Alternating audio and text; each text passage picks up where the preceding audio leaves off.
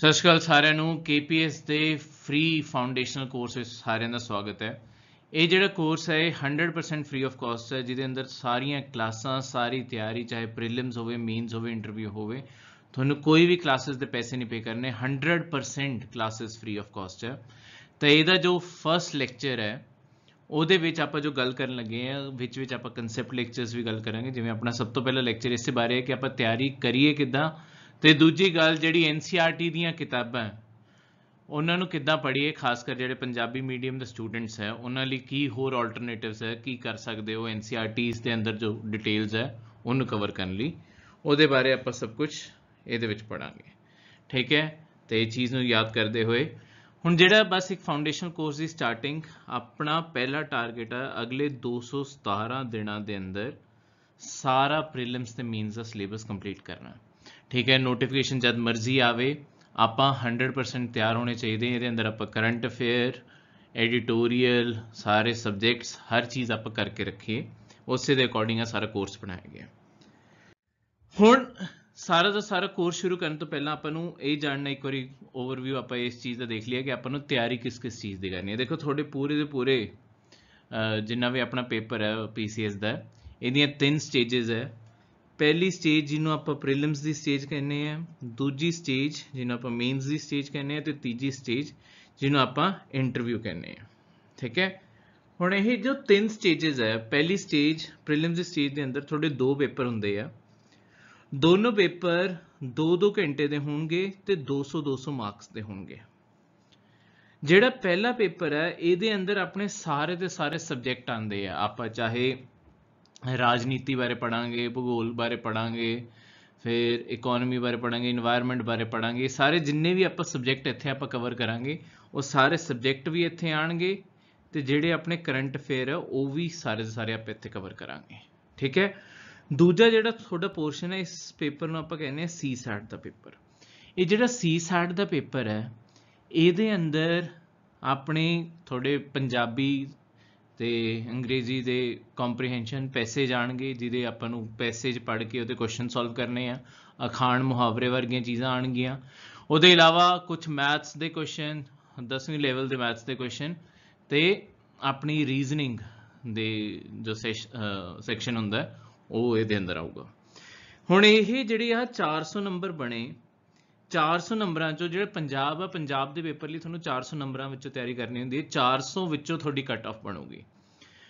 ਦੇਖੋ, ਹਰ ਕੈਟੇਗਰੀ ਲਈ ਅੱਡ ਕੱਟ ਆਫ ਹੈ, ਪਰ ਮੈਕਸਿਮਮ ਜਿਵੇਂ ਜਨਰਲ ਕੈਟੇਗਰੀ ਲਈ ਜਾਂਦੀ ਹੈ ਉਹਦੇ ਲਈ ਮੈਂ ਤੁਹਾਨੂੰ ਦੱਸਦਾ ਕਿ ਘੱਟੋ ਘੱਟ 270 ਨੰਬਰ ਤਾਂ ਤੁਹਾਨੂੰ ਏਮ ਕਰਕੇ ਚੱਲਣੇ ਪੈਣੇ ਇਹ ਦੋਨੋਂ ਪੇਪਰਾਂ ਦੇ ਟੋਟਲ ਕਰਕੇ, ਤਾਂ ਤੁਹਾਡਾ ਪੇਪਰ ਕਲੀਅਰ ਹੋਊਗਾ। ਠੀਕ ਹੈ, ਹੁਣ ਕੁੜੀਆਂ ਲਈ 1/3 ਰਿਜ਼ਰਵੇਸ਼ਨ ਵੀ ਦੇ ਦਿੱਤੀ ਗਈ ਹੈ ਸਾਰੀ ਕੈਟੇਗਰੀਜ਼ ਵਿੱਚ, ਯਾਨੀ ਕਿ ਜਨਰਲ ਨੂੰ ਜਿੰਨੀਆਂ ਸੀਟਾਂ ਮਿਲਣਗੀਆਂ ਉਹ 'ਚ 1/3 ਕੁੜੀਆਂ ਦੀਆਂ, OBC 'ਚੋਂ 1/3 ਕੁੜੀ ਦੀਆਂ, SC 'ਚੋਂ 1/3 ਕੁੜੀਆਂ ਦੀਆਂ, ਹਰੇਕ ਸੀਟਾਂ 'ਚ 1/3 ਹੁਣ ਕੁੜੀਆਂ ਨੂੰ ਰਿਜ਼ਰਵੇਸ਼ਨ ਹੈ। ਤਾਂ ਉਹਨਾਂ ਦੀ ਕੱਟ ਆਫ, ਜੇ ਕੋਈ ਵੀ ਫੀਮੇਲ ਕੈਂਡੀਡੇਟ ਇੱਥੇ ਤਿਆਰੀ ਕਰ ਰਹੀ ਆ ਤਾਂ ਤੁਸੀਂ ਇਹ ਮੰਨ ਕੇ ਚੱਲੋ ਤੁਹਾਨੂੰ ਇਹ ਤੋਂ ਬਸ 20 ਕੁ ਨੰਬਰਾਂ ਦਾ ਬੈਨੀਫਿਟ ਮਿਲੂਗਾ, ਉਸ ਤੋਂ ਜ਼ਿਆਦਾ ਬੈਨੀਫਿਟ ਨਹੀਂ ਮਿਲੂਗਾ। ਠੀਕ ਹੈ, ਤਾਂ ਇਹ ਮੈਕਸਿਮਮ ਮੈਂ ਤੁਹਾਨੂੰ ਲੈ ਕੇ ਚੱਲ ਰਹੀ ਹਾਂ। ਬਾਕੀ ਕੈਟੇਗਰੀਜ਼ ਦੀ ਤੋਂ ਥੱਲੇ ਹੀ ਜਾਂਦੀ ਹੈ, ਤਾਂ ਏਮ ਹਾਈ ਕਰੋ ਤਾਂ ਆਪਣੇ ਆਪ ਹੀ ਬਾਕੀ ਜਗ੍ਹਾ ਵੀ ਤੁਹਾਡਾ ਪੇਪਰ ਨਿਕਲ ਜਾਊਗਾ। ਹੁਣ ਦੂਜੀ ਅਗਲਾ ਜਿਹੜਾ ਸੈਕੰਡ ਸਟੇਜ ਹੈ ਇਹ ਹੈਗਾ ਤੁਹਾਡਾ ਮੇਨਸ ਦਾ। ਜਿਹੜੇ ਵੀ ਸਟੂਡੈਂਟ ਇੱਥੋਂ ਕੱਟ ਆਫ ਕਲੀਅਰ ਕਰਨਗੇ ਉਹ ਆਉਣਗੇ ਮੇਨਸ ਦੀ ਸਟੇਜ ਵਿੱਚ। ਹੁਣ ਜਿਹੜਾ ਇਹ ਪੇਪਰ ਹੈ ਨਾ, ਇਹ ਲਿਖਤੀ ਪੇਪਰ, ਇਹਦੇ ਅੰਦਰ ਆਪਾਂ ਸਭ ਕੁਝ ਲਿਖਣਾ ਹੈ। ਠੀਕ ਹੈ, ਇਹ ਸਾਰੇ ਲਿਖਤੀ ਪੇਪਰ ਆ, ਸਾਰੇ ਤੁਹਾਡੇ MCQ ਦੇ ਪੇਪਰ ਸੀਗੇ ਕਿ ਤੁਹਾਨੂੰ 4 ਆਪਸ਼ਨ ਆਣੀ ਸੀ, ਇੱਕ ਸਿਲੈਕਟ ਕਰਨਾ ਸੀ। ਹੁਣ ਇੱਥੇ ਥੋੜਾ ਲਿਖਤੀ ਪੇਪਰ ਹੈ। ਦੇਖੋ, ਹੁਣ ਜਿਹੜਾ ਲਿਖਤੀ ਪੇਪਰ ਹੈ ਇਹਦੇ ਅੰਦਰ ਆਪਾਂ ਜਿੰਨੇ ਸਬਜੈਕਟ ਪੜ੍ਹੇ ਹੈ ਨਾ, ਇਹਨਾਂ ਨੂੰ ਹੁਣ 3 ਪੇਪਰਾਂ ਵਿੱਚ ਵੰਡ ਦਿੱਤਾ ਜਾਂਦਾ ਹੈ। ਜਿਵੇਂ ਪਹਿਲਾ ਪੇਪਰ ਹੋ ਗਿਆ, ਇਹਨਾਂ ਨੂੰ ਆਪਾਂ GS 1, 2 ਤੇ 3 ਦਾ ਪੇਪਰ ਕਹਿੰਦੇ ਆ। ਠੀਕ ਹੈ, ਹੁਣ ਜਿਵੇਂ ਪਹਿਲਾ ਪੇਪਰ ਹੋ ਗਿਆ ਉਹਦੇ ਅੰਦਰ ਹਿਸਟਰੀ, ਜੋਗ੍ਰਾਫੀ ਤੇ ਤੁਹਾਡੀ ਇੰਡੀਅਨ ਸੋਸਾਇਟੀ, ਆਪਣੀ ਮਤਲਬ ਤੁਹਾਡਾ ਭੂਗੋਲ ਹੋ ਗਿਆ, ਆਪਣਾ ਇਤਿਹਾਸ ਹੋ ਗਿਆ, ਤੇ ਆਪਣੀ ਸਾਰੇ ਦੇ ਸਾਰੇ ਸੋਸਾਇਟੀ ਦੇ ਬਾਰੇ ਜਿੰਨੇ ਟੌਪਿਕ ਹੈ ਉਹ ਪਹਿਲੇ GS 'ਚ ਆ ਗਏ। ਦੂਜੇ 'ਚ ਤੁਹਾਡੀ ਜਿੰਨੀ ਵੀ ਆਪਣੀ ਰਾਜਨੀਤੀ ਆ, ਆਪਣੇ ਅੰਤਰਰਾਸ਼ਟਰੀ ਸੰਬੰਧ ਹੈ, ਇਹ ਸਾਰੀ ਚੀਜ਼ਾਂ ਦੂਜੇ ਪੇਪਰ 'ਚ ਆ ਗਈਆਂ। ਤੀਜੇ ਤੁਹਾਡੀ ਅਰਥ ਵਿਵਸਥਾ, ਆਪਣੀ ਜਿੰਨੀ ਵੀ ਹੈਗੀ ਆਰਥਿਕ ਸਥਿਤੀ ਜੋ ਹੈਗੀ ਆਪਣੇ ਦੇਸ਼ ਦੀ, ਉਹਦੇ ਬਾਰੇ ਸਵਾਲ ਆ ਜਾਣਗੇ। ਇਹ ਸਾਰੇ ਲਿਖਤੀ ਪੇਪਰ ਹੈ। ਠੀਕ ਹੈ, ਇਹ ਸਾਰੇ ਪੇਪਰ 3-3 ਘੰਟੇ ਦੇ ਹੋਣਗੇ। हर पेपर एक एक, तो ऑलमोस्ट एक हफ्ता चलते हैं। ਇਹਦੇ सिवा ਤੁਹਾਨੂੰ एक इंग्लिश लैंग्वेज का पेपर देना है, तो ਤੁਹਾਨੂੰ बेसिक इंग्लिश आनी चाहिए है ये लिखण ਲਈ, ਤੇ एक बेसिक पंजाबी का पेपर देना, पंजाबी लैंग्वेज का पेपर देना। ਇਹਦੇ अंदर ज़्यादा औखे नहीं होंगे पेपर। ਇਹਦੇ अंदर जिवें एक थोड़ा सब तो पहला तो एसे लिखना ही आ गया ਇਹਦੇ अंदर, उस तो बाद प्रैसी करनी आ गई, कुछ सेंटेंस बनाने हैं, करते कराते नंबर आ जाते हैं। जे थोड़ा बेसिक इंग्लिश तो पंजाबी आती है तो पेपर कट सकते हो। इस तो बाद थोड़ा एक ਇਹਦੇ अंदर GS4 का जो पेपर है वो बाकी सारी स्टेट्स ਤੇ UPSC तो ਅੱਡ है। ਇੱਥੇ ना मैथ्स का एक पेपर ਹੁੰਦਾ, मैथ्स के एक स्पैसीफिक टॉपिक का ਜਿਹੜਾ ਹੈਗਾ स्टार्ट का, ਜਿਹੜੇ ਤੁਹਾਨੂੰ ਸਕੂਲ ਵਿੱਚ याद होगा, ਆਪਾਂ ਗ੍ਰਾਫਸ ਬਣਾਉਂਦੇ ਸੀ XY ਗ੍ਰਾਫਸ ਜਿਹੜੇ ਬਣਾਉਂਦੇ ਸੀ, ਇਹਨਾਂ ਦੇ ਬੇਸਿਸ ਤੇ ਆਪਾਂ क्वेश्चन सॉल्व करते थे। स्टार्ट का सारा पेपर इत्थे हुंदा, मीन मेरिडियम ये सब कुछ आप एक मैथ्स का टॉपिक इत्थे कवर होगा। ठीक है, ये सब टोटल करके थोड़ी फिर एक कट ऑफ बनती है। जो लोग यदि कट ऑफ क्लीयर करते वो अपीयर होंगे है सॉरी इंटरव्यू दे विच।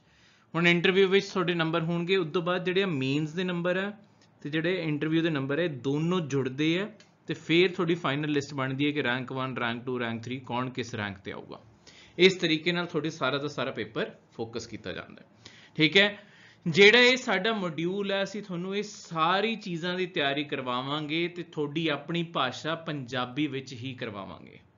ਠੀਕ ਹੈ, ਤਾਂ ਜਿੰਨੀਆਂ ਵੀ ਪ੍ਰੋਬਲਮਸ ਹੈ, ਚਾਹੇ ਆਪਾਂ ਕਰੰਟ ਅਫੇਅਰ ਪੜ੍ਹ ਰਹੇ ਹਾਂ, ਚਾਹੇ ਕੋਈ ਸਬਜੈਕਟ ਪੜ੍ਹ ਰਹੇ ਹਾਂ, ਚਾਹੇ ਪੰਜਾਬੀ ਵਿੱਚ ਕਿਤਾਬਾਂ ਨਹੀਂ ਵੀ ਆਉਂਦੀਆਂ, ਪਰ ਅਸੀਂ ਤੁਹਾਨੂੰ ਰਿਸੋਰਸਿਸ ਬਣਾ ਕੇ ਪ੍ਰੋਵਾਈਡ ਕਰਾਂਗੇ ਕਿ ਹਰ ਬੰਦੇ ਨੂੰ ਇਹ ਚੀਜ਼ ਅਫੋਰਡੇਬਲ ਹੋਵੇ ਤੇ ਹਰੇਕ ਤੱਕ ਇਹ ਮਟੀਰੀਅਲ ਇਹ ਕਲਾਸਾਂ ਪਹੁੰਚਣ, ताकि पंजाबी मीडियम एक बैरियर ना बने, बल्कि पंजाबी लैंग्वेज इस तो होर अगे वधे। ठीक है, जे तुसी ये वीडियो यूट्यूब ते देख रहे हो बेसिकली, तो मैं तुहानूं ये भी दसदा ये जिहड़ा पूरा प्रोग्राम है यूट्यूब ते भी वीडियोज़ अपलोड हो रही हैं, पर ये साडी अपनी वैबसाइट www.kpsinstitute.com तुहाडे डिस्क्रिप्शन ते देखोगे, उत्थे लिंक भी होगा, उत्थे जाके कुछ नहीं, तुसी बस रजिस्टर करना है, फ्री ऑफ कॉस्ट रजिस्ट्रेशन है, ਉੱਥੇ ਹੀ ਕਲਾਸਾਂ ਸ਼ੁਰੂ ਹੋ ਜਾਣਗੀਆਂ। ਕਲਾਸਾਂ 100% ਫ੍ਰੀ ਹੈ। ਵੈਬਸਾਈਟ ਤੇ ਜਾ ਕੇ ਦੋਗੇ ਤਾਂ ਵੈਬਸਾਈਟ ਤੇ ਟੈਸਟ ਸੀਰੀਜ਼ ਸ਼ੈਡਿਊਲ ਉੱਥੇ ਸਭ ਕੁਝ ਦਿੱਤਾ ਹੋਇਆ ਹੈ, ਉਸ ਚੀਜ਼ ਨੂੰ ਤੁਸੀਂ ਉੱਥੇ ਹੋਰ ਜ਼ਿਆਦਾ ਡਿਟੇਲ ਦੇਖ ਸਕਦੇ ਹੋ।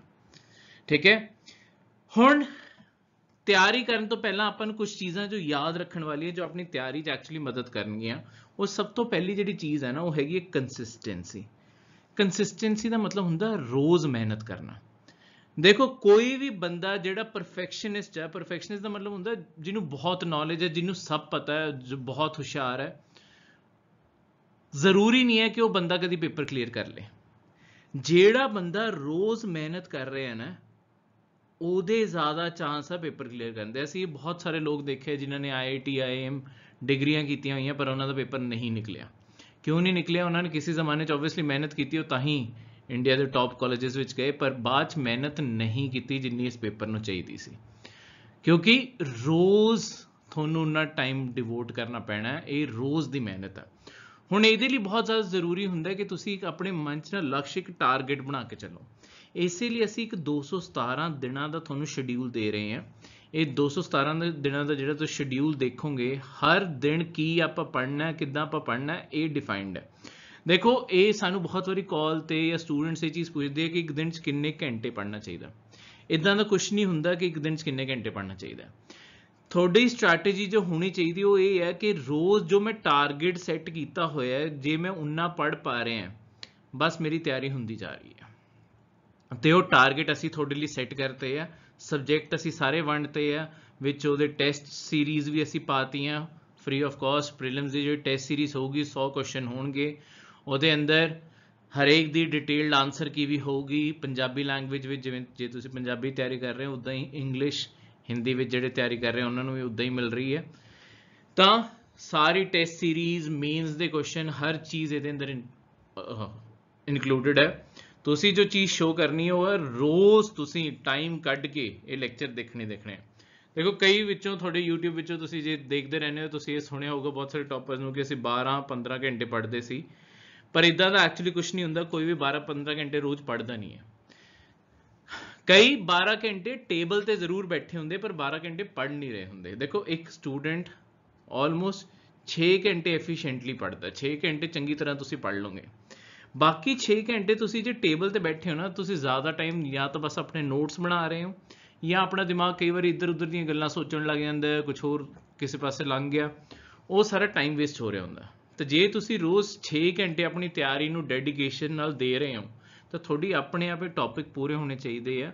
ਸਟਾਰਟਿੰਗ ਸ਼ਾਇਦ ਰੀਡਿੰਗ ਥੋੜੀ ਸਲੋ ਹੋਵੇ ਤਾਂ ਥੋੜਾ ਜਿਹਾ ਹੋਰ ਟਾਈਮ ਆਪਾਂ ਦਵਾਂਗੇ, ਠੀਕ ਹੈ। ਤੇ ਇਸ ਤਰੀਕੇ ਨਾਲ ਆਪਾਂ ਸਾਰੀ ਦੀ ਸਾਰੀ ਤਿਆਰੀ ਕਰਾਂਗੇ, ਠੀਕ ਹੈ। ਪਰ ਬਹੁਤ ਜ਼ਰੂਰੀ ਹੈ ਕੰਸਿਸਟੈਂਸੀ। ਦੂਜੀ ਚੀਜ਼ ਦੇਖੋ, ਜਿਹੜੇ ਸਾਡੇ ਹੀ ਲੈਕਚਰ ਹੋਣ ਵਾਲੇ ਹੋ, ਮੈਂ ਤੁਹਾਨੂੰ ਦੱਸੂਗਾ ਕਿੱਦਾਂ ਲੈਕਚਰ ਹੋਣ ਵਾਲੇ ਆ, ਪਰ ਰੋਜ਼ ਅਰਾਊਂਡ 3 ਘੰਟੇ ਤੁਹਾਨੂੰ ਸਾਡੀ ਵੈਬਸਾਈਟ ਤੇ ਲੱਗਣ ਵਾਲੇ ਆ। ਪਰ ਇਹ ਜਿਹੜੇ 3 ਘੰਟੇ ਤੁਸੀਂ ਵੈਬਸਾਈਟ ਤੇ ਲਗਾਉਣ ਵਾਲੇ ਹੋ, ਇਹ ਇਦਾਂ ਦੇ ਨਹੀਂ ਹੋਣੇ ਚਾਹੀਦੇ ਕਿ ਮੈਂ ਥੋੜਾ ਟਾਈਮ ਲੈਕਚਰ ਦੇਖਿਆ ਫਿਰ ਬੰਦ ਕਰਤਾ। ਦੇਖੋ ਲੈਕਚਰ ਕਈ ਵਾਰੀ ਲੰਬੇ ਹੋ ਸਕਦੇ ਆ, ਕਈ ਵਾਰੀ ਤੁਹਾਨੂੰ ਕੋਈ ਟੌਪਿਕ ਬੋਰਿੰਗ ਵੀ ਲੱਗ ਸਕਦਾ ਹੈ, ਠੀਕ ਹੈ। ਸ਼ਾਇਦ ਸਟਾਰਟਿੰਗ ਹੀ ਬੋਰਿੰਗ ਲੱਗੇ, ਕੋਈ ਤੁਹਾਨੂੰ ਜੀਓਗ੍ਰਾਫੀ ਜਾਂ ਪੋਲਿਟੀ ਵਿੱਚੋਂ ਕੋਈ ਸਬਜੈਕਟ ਪਸੰਦ ਨਾ ਹੋਵੇ, ਤਾਂ ਇਹ ਨਾ ਸੋਚੋ ਕਿ ਮੈਂ ਬਾਅਦ 'ਚ ਦੇਖ ਲੈਣਾ। ਜਦੋਂ ਆਪਾਂ ਇਹ ਸੋਚ ਪਲਾਨ ਲੈਣਾ ਕਿ ਆਪਾਂ ਬਾਅਦ ਵਿੱਚ ਦੇਖ ਲਾਂਗੇ, ਉਹ ਬਾਅਦ ਕਦੀ ਆਉਂਦਾ ਹੀ ਨਹੀਂ। ਬੈਠੋ, ਪੂਰਾ ਟੌਪਿਕ ਲਗਾਓ, ਠੀਕ ਹੈ। ਜੇ ਕੋਈ ਜੈਨੂਇਨ ਕੰਮ ਆ ਤਾਂ ਓਬਵੀਅਸਲੀ ਫਿਰ ਉੱਠ ਕੇ ਜਾ ਸਕਦੇ ਹੋ, ਫਿਰ ਉੱਥੋਂ ਹੀ ਕੰਟੀਨਿਊ ਕਰ ਲਓ, ਪਰ ਟੌਪਿਕ ਰੋਜ਼ ਦੇ ਰੋਜ਼ ਸਾਰੇ ਪੂਰੇ ਕਰਨੇ ਆ। ਇਸ ਤਰੀਕੇ ਨਾਲ ਹੀ ਆਪਾਂ ਤਿਆਰੀ ਕਰਨੀ ਹੈ। ਇਸ ਤੋਂ ਬਾਅਦ ਹੁਣ ਜਿਹੜੇ ਆਪਣੇ 3 ਘੰਟੇ ਤੁਸੀਂ ਰੋਜ਼ ਵੈਬਸਾਈਟ ਤੇ ਲਗਾਣੇ, ਉਹ 'ਚ ਕਰਨਾ ਕੀ ਹੈ ਆਪਾਂ, ਮੈਂ ਉਸ ਬਾਰੇ ਤੁਹਾਨੂੰ ਸਭ ਕੁਝ ਦੱਸਦਾ। ਦੇਖੋ ਇੱਕ ਟਾਈਮ ਤੇ ਜਿਹੜੀ ਆਪਣੀ ਆ 217 ਦਿਨਾਂ ਦੀ ਸਟ੍ਰੈਟਜੀ ਹੈ, ਇਹਦੇ ਅੰਦਰ ਇੱਕ ਟਾਈਮ ਤੇ ਆਪਾਂ 2 ਸਬਜੈਕਟ ਪੜ੍ਹ ਰਹੇ ਹੋਵਾਂਗੇ। ਜਿਵੇਂ ਆਪਾਂ NCERT ਤੋਂ ਸ਼ੁਰੂ ਕਰ ਰਹੇ ਹਾਂ, ਤਾਂ NCERT ਦੀ ਸਟਾਰਟਿੰਗ ਵਿੱਚ ਜਿਵੇਂ ਆਪਾਂ ਰਾਜਨੀਤੀ ਤੇ ਭੂਗੋਲ ਤੋਂ ਸ਼ੁਰੂਆਤ ਕੀਤਾ, ਤਾਂ ਇਹਦੇ ਅੰਦਰ ਆਪਾਂ ਸਾਰੇ ਬੇਸਿਕ ਪੜਾਂਗੇ, ਇਦਾਂ ਕਵਰ ਕਰਾਂਗੇ। ਤਾਂ ਆਪਣੀ ਕੋਸ਼ਿਸ਼ ਹੈ NCERT ਆਪਾਂ 28 ਦਿਨਾਂ ਦੇ ਅੰਦਰ ਅੰਦਰ ਖਤਮ ਕਰ ਦੇਣੀ ਹੈ, ਠੀਕ ਹੈ। ਉਦੋਂ ਬਾਅਦ ਆਪਾਂ ਰੋਜ਼ ਜਿਹੜੇ ਕਰੰਟ ਅਫੇਅਰ ਆਣੇ ਆ, ਦੇਖੋ ਜਿਵੇਂ ਪੰਜਾਬੀ ਦੇ ਅਖਬਾਰਾਂ 'ਚ ਆਪਣੇ ਨੈਸ਼ਨਲ ਕਰੰਟ ਅਫੇਅਰ ਚੰਗੀ ਤਰ੍ਹਾਂ ਨਹੀਂ ਕਵਰਡ ਹੁੰਦੇ ਤੇ ਹੋਰ ਚੀਜ਼ਾਂ ਵੀ ਚੰਗੀ ਤਰ੍ਹਾਂ ਨਹੀਂ ਕਵਰਡ ਹੁੰਦੀਆਂ। ਅਸੀਂ ਡਿਟੇਲ ਨਾਲ 4-5 ਵੈਬਸਾਈਟਸ ਕਵਰ ਕਰਕੇ, ਨਿਊਜ਼ਪੇਪਰਸ ਕਵਰ ਕਰਕੇ ਤੁਹਾਡੇ ਲਈ ਪਹਿਲਾਂ ਹੀ ਕੰਪਾਈਲੇਸ਼ਨ ਲੈ ਕੇ ਆਏ ਆ। ਤੁਸੀਂ ਉਸ ਵੈਬਸਾਈਟ ਤੇ ਉੱਥੇ ਲਿੰਕ ਤੇ ਜਾ ਕੇ ਦੇਖੋਗੇ ਤਾਂ ਤੁਹਾਨੂੰ 2 ਤੁਹਾਡੇ ਲੈਕਚਰ ਦਿਖ ਰਹੇ ਹੋਣਗੇ।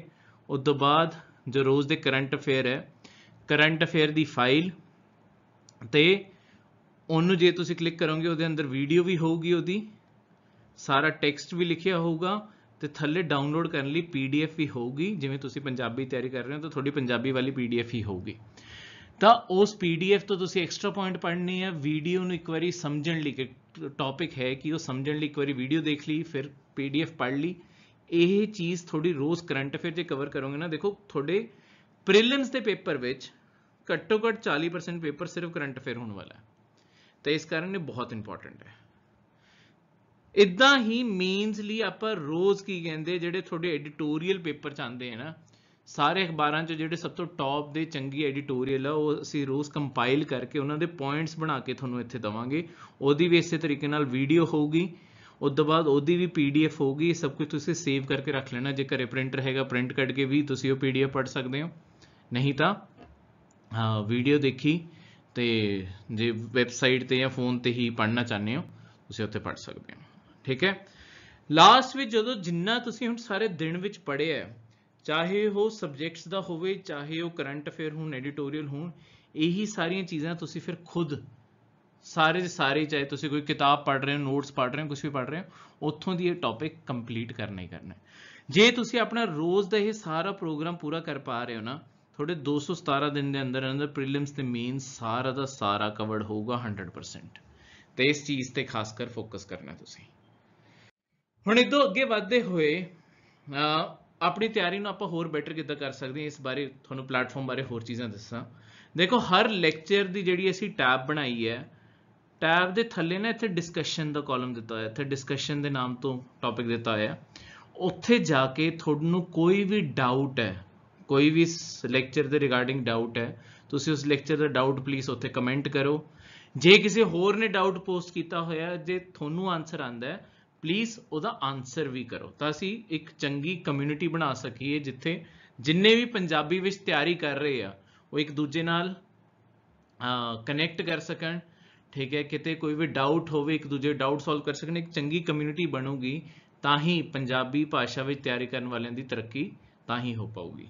ਇਸ ਚੀਜ਼ ਦਾ ਪੂਰਾ ਫਾਇਦਾ ਚੱਕੋ ਤੇ ਇਸ ਚੀਜ਼ ਨਾਲ ਤਿਆਰੀ ਕਰੋ, ਠੀਕ ਹੈ। ਇਸ ਤੋਂ ਬਾਅਦ ਜਿਹੜੀ ਆਪਣੀਆਂ ਜਿੰਨੀਆਂ ਵੀ ਨੋਟਬੁੱਕਸ ਹੈ, ਉਹਨਾਂ ਦੇ ਅੰਦਰ ਨੋਟਸ ਬਣਾਉਣ ਦੀ ਜਗ੍ਹਾ ਪ੍ਰੈਫਰ ਕਰੋ ਜਿਹੜੀ A4 ਦੀਆਂ ਵਾਈਟ ਸ਼ੀਟਸ ਆਉਂਦੀਆਂ ਨਾ, ਜਿੰਨੀਆਂ ਵੀ ਤੁਸੀਂ ਨੋਟ ਬਣਾਓਗੇ, ਚਾਹੇ ਤੁਸੀਂ ਕਲਾਸ ਦੇ ਅੰਦਰ ਨੋਟਸ ਬਣਾ ਰਹੇ ਹੋ ਜਾਂ ਬਾਅਦ 'ਚ ਬੁੱਕ ਪੜ੍ਹ ਕੇ ਨੋਟ ਬਣਾ ਰਹੇ ਹੋ, ਕਿਤੋਂ ਵੀ ਨੋਟਸ ਬਣਾ ਰਹੇ ਹੋ, ਨੋਟਸ ਹੁਣ ਕਿਤਾਬਾਂ ਵਿੱਚ ਨਾ ਬਣਾਓ, ਨੋਟਬੁੱਕਸ ਵਿੱਚ ਨਾ ਬਣਾਓ, ਕਿਉਂਕਿ ਇਹ ਸਕੂਲ ਜਾਂ ਕਾਲਜ ਵਿੱਚ ਇਹ ਤੁਹਾਨੂੰ ਸਟ੍ਰੈਟਜੀ ਕੰਮ ਕਰਦੀ ਹੈ ਮੰਨਿਆ, ਪਰ ਇਹ ਇੱਥੇ ਆ ਕੇ ਨਹੀਂ ਕੰਮ ਕਰੂਗੀ। ਕਿਉਂਕਿ ਦੇਖੋ ਇੱਦਾਂ ਹੋ ਸਕਦਾ ਕਿ ਲੈਟਸ ਸਪੋਜ਼ ਜਿਵੇਂ ਹੁਣ ਮੈਂ A4 ਸ਼ੀਟਾਂ ਦੇ ਨੋਟ ਬਣਾ ਰਿਹਾ, ਇਹਦੇ ਉੱਤੇ ਹਮੇਸ਼ਾ ਪੇਜ ਨੰਬਰ ਲਿਖੋ 1 2 3 4, ਠੀਕ ਹੈ, 5 6 ਤੇ ਪਿਛਲੀ ਸਾਈਡ ਵੀ ਪੇਪਰ ਹੋਣਗੇ ਕਿਉਂਕਿ, ਠੀਕ ਹੈ, 7 8 ਇੱਦਾਂ ਕਰਕੇ। ਹੁਣ ਨੋਟਬੁੱਕ ਦਾ ਕਿੱਥੇ ਨੁਕਸਾਨ ਹੈ? ਲੈਟਸ ਸਪੋਜ਼ ਕੱਲ ਕੋਈ ਵੀ ਟੌਪਿਕ ਚੇਂਜ ਹੋ ਗਿਆ, ਕੋਈ ਉਹਦੇ ਅੰਦਰ ਸਰਕਾਰ ਨੇ ਲੈਟਸ ਸਪੋਜ਼ ਕੋਈ ਰਾਜਨੀਤੀ ਦਾ ਟੌਪਿਕ ਸੀ, ਸਰਕਾਰ ਨੇ ਕੌਨਸਟੀਟਿਊਸ਼ਨ ਤੁਸੀਂ ਲਿਖਿਆ ਸੀ, ਕੌਨਸਟੀਟਿਊਸ਼ਨ ਦੇ ਅੰਦਰ ਸਰਕਾਰ ਨੇ ਕੁਝ ਬਦਲ ਹੀ ਦਿੱਤਾ, ਉਹ ਤੁਸੀਂ ਕਿਤਾਬ ਦੇ ਇੱਕ ਸਾਈਡ ਤੇ ਕੁਝ ਪੁਆਇੰਟ ਲਿਖੇ ਸੀ, ਉਸ ਤੋਂ ਬਾਅਦ ਕੁਝ ਨਵਾਂ ਲਿਖ ਰਹੇ ਹੋ, ਉਹ ਕਿਤੇ 50 70 ਪੇਜ ਛੱਡ ਕੇ ਫਿਰ ਨਵੀਂ ਚੀਜ਼ ਲਿਖ ਰਹੇ ਹੋ, ਇਹ ਨਾ ਡਿਸਕੰਟੀਨਿਊਟੀ ਬਣ ਜਾਂਦੀ ਹੈ ਨਾ, ਟੁੱਟਦੀ ਹੈ ਨੌਲੇਜ ਆਪਣੀ ਇੱਥੇ।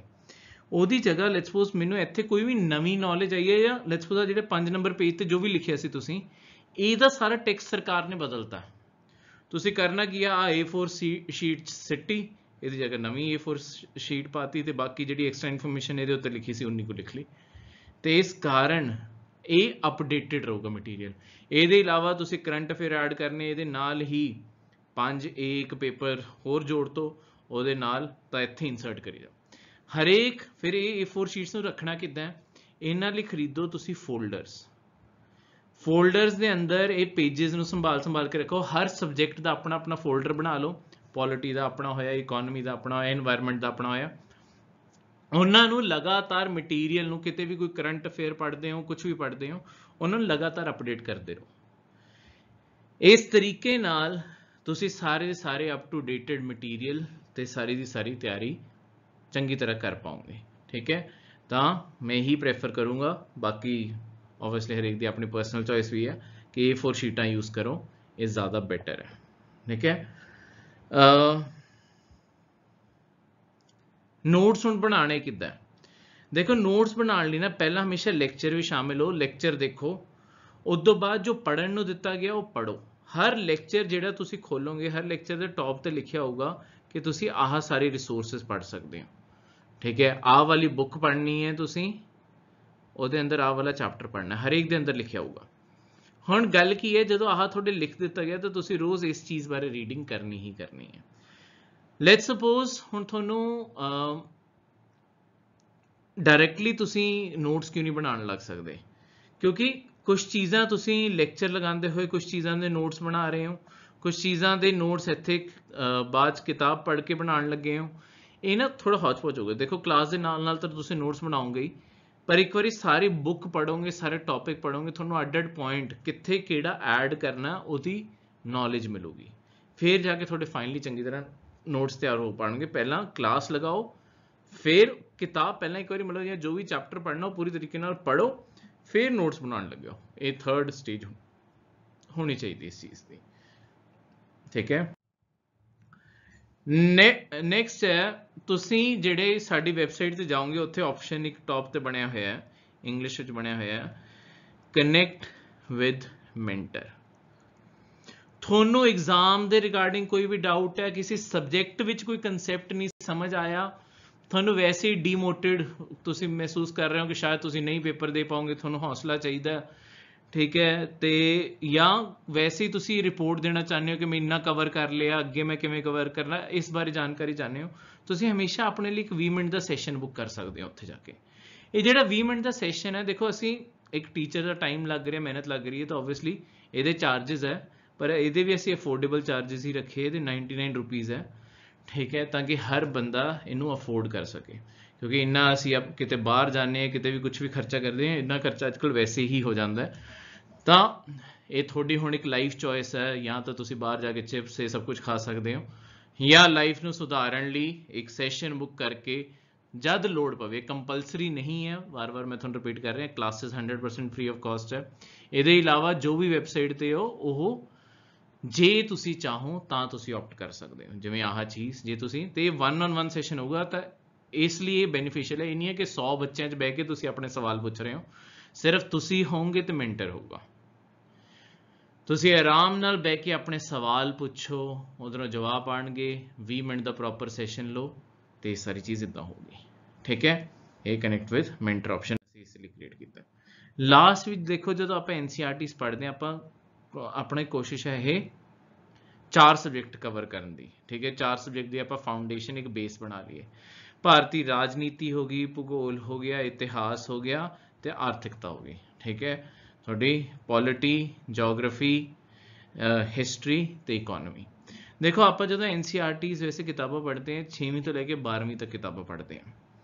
ਠੀਕ ਹੈ, ਹੁਣ ਜਿਹੜੇ ਤਾਂ ਇੰਗਲਿਸ਼ ਮੀਡੀਅਮ ਵਾਲੇ ਸਟੂਡੈਂਟਸ ਹੈ ਜਾਂ ਹਿੰਦੀ ਮੀਡੀਅਮ ਵਾਲੇ ਸਟੂਡੈਂਟਸ ਹੈ, ਇਹ ਦੋਨੋਂ ਤਾਂ NCERTs ਡਾਇਰੈਕਟਲੀ ਵੀ ਖਰੀਦ ਸਕਦੇ ਆ। ਤੇ ਜੇ ਤੁਹਾਨੂੰ ਇਹਨਾਂ ਵਿੱਚੋਂ ਕੋਈ ਵੀ ਭਾਸ਼ਾ ਥੋੜੀ ਬਹੁਤੀ ਕੰਫਰਟੇਬਲ ਲੱਗਦੀ ਹੈ, ਤੁਸੀਂ ਵੀ ਮਾਰਕੀਟ ਜਾ ਸਕਦੇ ਹੋ, 6ਵੀਂ ਤੋਂ ਲੈ ਕੇ 12ਵੀਂ ਤੱਕ ਦੀਆਂ ਇਹਨਾਂ ਦੀ NCERTs ਖਰੀਦ ਸਕਦੇ ਹੋ। ਜੇ ਕੋਈ ਮਾਰਕੀਟ 'ਚ NCERT ਨਹੀਂ ਮਿਲਦੀ, ਗੂਗਲ ਤੇ ਜਾ ਕੇ NCERT ਦੀ ਆਪਣੀ ਖੁਦ ਦੀ ਵੈਬਸਾਈਟ ਖੋਲੋਗੇ, ਉੱਥੇ ਕਲਾਸ ਸਿਲੈਕਟ ਕਰੋਗੇ, ਉਹਦੇ ਅੰਦਰ ਆਪਣੇ ਸਾਰੇ ਇੰਗਲਿਸ਼ ਲਿਖਿਆ ਹੁੰਦਾ, ਸੋਸ਼ਲ ਸਾਇੰਸਿਸ ਦੇ ਆਪਣੇ ਸਾਰੇ ਟੌਪਿਕਸ ਹੈ, ਆ ਤਿੰਨੋਂ ਸੋਸ਼ਲ ਸਾਇੰਸਿਸ ਦੇ ਆ। ਇਹ ਸੋਸ਼ਲ ਸਾਇੰਸਿਸ ਤੇ ਕਲਿੱਕ ਕਰੋਗੇ, ਫਿਰ ਉਹ ਸਬਜੈਕਟ ਪੁੱਛੂਗਾ, ਉਹਦੇ ਅੰਦਰ ਆ ਭੂਗੋਲ, ਰਾਜਨੀਤੀ ਤੇ ਤੁਹਾਡੀ ਇਤਿਹਾਸ, ਇਹ ਤਿੰਨੋਂ ਆਣਗੇ। ਜਿਹੜੀ ਇਕੋਨਮੀ ਹੈ ਇਹ 9ਵੀਂ ਕਲਾਸ ਤੋਂ ਸ਼ੁਰੂ ਹੁੰਦੀ ਹੈ 12ਵੀਂ ਕਲਾਸ ਤੱਕ। ਠੀਕ ਹੈ, 12ਵੀਂ ਵਿੱਚ 2 ਕਿਤਾਬਾਂ, 12ਵੀਂ ਵਿੱਚ ਆਪਾਂ ਨੂੰ ਸਿਰਫ ਮੈਕਰੋ ਵਾਲੀ ਕਿਤਾਬ ਪੜ੍ਹਨੀ ਹੈ, ਮਾਈਕਰੋ ਵਾਲੀ ਨਹੀਂ ਪੜ੍ਹਨੀ। ਜਾਂ ਜੇ ਤਾਂ ਹੁਣ ਤੁਸੀਂ ਇੰਗਲਿਸ਼ ਜਾਂ ਹਿੰਦੀ ਮੀਡੀਅਮ ਪੜ੍ਹ ਸਕਦੇ ਹੋ ਤਾਂ ਤੁਸੀਂ ਇਹ ਨਾਲ ਪੜ੍ਹ ਸਕਦੇ ਹੋ। ਜੇ ਤੁਸੀਂ ਨਹੀਂ ਕਿਤਾਬਾਂ ਪੜ੍ਹਨਾ ਚਾਹੁੰਦੇ, ਹੁਣ ਪੰਜਾਬੀ ਮੀਡੀਅਮ ਵਾਲਿਆਂ ਲਈ ਖਾਸ ਕਰ ਹੈ, ਤਾਂ ਅਸੀਂ ਇਹ ਚਾਰੋਂ NCERTs ਦੀ ਜਿਸਟ ਬਣਾਈ ਹੈ, ਉਹਨੂੰ ਪੰਜਾਬੀ ਮੀਡੀਅਮ ਵਿੱਚ ਕਨਵਰਟ ਵੀ ਕੀਤਾ ਹੋਇਆ ਹੈ। ਹਰ ਲੈਕਚਰ ਦੇ ਥੱਲੇ ਜਿਹੜੀ ਸਾਡੀ ਵੈਬਸਾਈਟ ਹੈ, ਹਰ ਵੀਡੀਓ ਦੇ ਥੱਲੇ ਉਹਦੀ ਬੇਸਿਕ ਡਿਟੇਲ ਜੋ ਆਪਾਂ ਕਲਾਸ ਦੇ ਅੰਦਰ ਪੜ੍ਹਿਆ ਉਹ ਪੰਜਾਬੀ ਮੀਡੀਅਮ ਵਿੱਚ ਉੱਥੇ ਲਿਖਿਆ ਵੀ ਹੋਊਗਾ। ਪਰ ਜੇ ਤੁਸੀਂ ਉਹਦੀ ਪ੍ਰਿੰਟਡ ਕਾਪੀ ਆਪਣੇ ਕੋਲੇ ਚਾਹੁੰਦੇ ਹੋ, ਤੁਸੀਂ ਸਾਡੇ ਬੁੱਕ ਸਟੋਰ ਤੋਂ ਜਾ ਕੇ ਚਾਰੋਂ NCERTs ਆਰਡਰ ਕਰ ਸਕਦੇ ਹੋ। ਉਹਦੀ ਕੀਮਤ ਤੁਹਾਨੂੰ ਜ਼ਿਆਦਾ ਨਹੀਂ, ਹਰ NCERT ਸਾਡੀ ਸਿਰਫ ਅਸੀਂ 200 ਰੁਪਏ ਦੀ ਰੱਖੀ ਹੈ ਤਾਂ ਕਿ ਅਫੋਰਡੇਬਲ ਰਹੇ। ਤਾਂ ਚਾਰੋਂ ਕੀਤੀਆਂ ਤਾਂ ਤੁਹਾਡੇ 800 ਰੁਪਏ ਖਰਚ ਹੋਏ। ਪਰ ਜਦੋਂ ਤੁਸੀਂ NCERT ਮਾਰਕੀਟ ਤੋਂ ਜਿਹੜੇ ਲੈਣ ਜਾਂਦੇ ਹੋ ਜਾਂ ਪ੍ਰਿੰਟ ਕਰਵਾਉਣ ਜਾਂਦੇ ਹੋ, ਇਹ ਸਾਰੀ ਕਾਸਟ ਤੁਹਾਡੀ ਘੱਟੋ ਘੱਟ 3500 4000 ਦੇ ਕਰੀਬ ਪੈਂਦੀ ਆ, ਤਾਂ ਉਹਦੇ ਕੰਪੈਰੀਟਿਵਲੀ ਇਹ ਬਹੁਤ ਘੱਟ ਹੈ।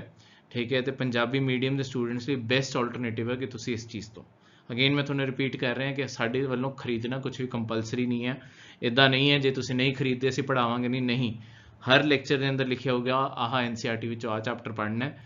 ਠੀਕ ਹੈ, ਉਹ ਸਾਡੇ ਵੱਲੋਂ ਨਹੀਂ ਹੈ, ਪਰ ਅਸੀਂ ਜਿੰਨੀਆਂ ਰਿਸੋਰਸਿਸ ਅੱਡ ਤੋਂ ਤਿਆਰ ਕਰਨ ਵਾਲੇ ਹਾਂ ਉਹ ਮਾਰਕੀਟ ਲੀਡਿੰਗ ਹੋਣਗੀਆਂ, ਕਿਉਂਕਿ ਅਸੀਂ ਚਾਹੁੰਦੇ ਹਾਂ, ਸਾਡਾ ਮਿਸ਼ਨ ਹੈ ਅਗਲੇ ਕੁਝ ਸਾਲਾਂ ਵਿੱਚ ਹਰ ਟੌਪਰ ਸਾਡੇ ਇੰਸਟੀਚਿਊਟ ਤੋਂ ਨਿਕਲਣਾ ਸ਼ੁਰੂ ਹੋਵੇ। ਇਸੇ ਲਈ ਜੋ ਆ ਫ੍ਰੀ ਕੋਰਸ ਤੁਹਾਨੂੰ ਆਫਰ ਕਰ ਰਹੇ ਆ, ਉਹਨਾਂ ਤੁਸੀਂ ਕਿਤੇ ਲੱਖ 2 ਲੱਖ ਦੀ ਕੋਚਿੰਗ ਵੀ ਜਾ ਕੇ ਲਓਗੇ ਨਾ, ਤੁਸੀਂ ਉਹਨਾਂ ਨਹੀਂ ਸਿੱਖੋਗੇ ਜਿੰਨਾ ਤੁਸੀਂ ਇਸ ਫ੍ਰੀ ਵਿੱਚੋਂ ਹੀ ਸਿੱਖ ਜਾਓਗੇ। ਠੀਕ ਹੈ, ਤਾਂ ਇਸ ਮਿਥ ਵਿੱਚ ਜਾਂ ਇਸ ਗਲਤੀ 'ਚ ਕਦੀ ਨਾ ਰਹੋ ਕਿ ਪੈਸੇ ਦਿੱਤੇ ਆ ਤਾਂ ਹੀ ਪੜ੍ਹ ਪਾਓਗੇ। ਪੜ੍ਹਨਾ ਹਮੇਸ਼ਾ ਹਰੇਕ ਬੰਦੇ ਦੀ ਆਪਣੀ ਮਰਜ਼ੀ ਹੈ। ਤੁਹਾਡੇ ਕੋਲ ਇਹ ਬੈਸਟ ਓਪਰਚੁਨਿਟੀ ਅਸੀਂ ਦੇ ਰਹੇ ਹਾਂ ਕਿ ਤੁਸੀਂ ਫ੍ਰੀ ਆਫ ਕਾਸਟ ਤਿਆਰੀ ਕਰ ਸਕਦੇ ਹੋ ਜੇ ਇਹਦੇ ਨਾਲ ਸ਼ੁਰੂ ਕਰੋ। ਤਾਂ ਹੁਣ ਕੱਲ੍ਹ ਦੇ ਲੈਕਚਰ ਤੁਹਾਨੂੰ ਮਿਲਾਂਗੇ ਜਿੱਥੇ ਆਪਾਂ ਸਟਾਰਟਿੰਗ ਆਪਾਂ ਰਾਜਨੀਤੀ ਤੇ ਭੂਗੋਲ ਦੀ NCERTs ਤੋਂ ਸ਼ੁਰੂ ਕਰਨਾ। ਇਹ 2 ਸਬਜੈਕਟ ਹੋਣਗੇ ਪਲੱਸ ਰੋਜ਼ ਦੇ ਕਰੰਟ ਅਫੇਅਰ ਤੇ ਐਡੀਟੋਰੀਅਲ। ਲੈਕਚਰਸ ਅਰਾਊਂਡ 4 ਵਜੇ ਰੋਜ਼ ਅਪਲੋਡ ਹੋਣਗੇ। ਉਸ ਤੋਂ ਬਾਅਦ ਤੁਸੀਂ ਆਪਣੇ ਸ਼ਡਿਊਲ ਦੇ ਅਕੋਰਡਿੰਗ ਦੇਖ ਸਕਦੇ ਹੋ। ਜੇ ਤੁਸੀਂ ਸਵੇਰੇ ਪੜ੍ਹਨ ਵਾਲੇ ਹੋ ਤਾਂ ਤੁਸੀਂ ਇੱਕ ਦਿਨ ਲੇਟ ਵੀ ਚੱਲ ਸਕਦੇ ਹੋ, ਅਗਲੀ ਸਵੇਰੇ ਦੇਖ ਸਕਦੇ ਹੋ। ਠੀਕ ਹੈ, ਥੈਂਕ ਯੂ। ਇਹ ਸੀਗਾ ਅੱਜ ਦਾ ਲੈਕਚਰ।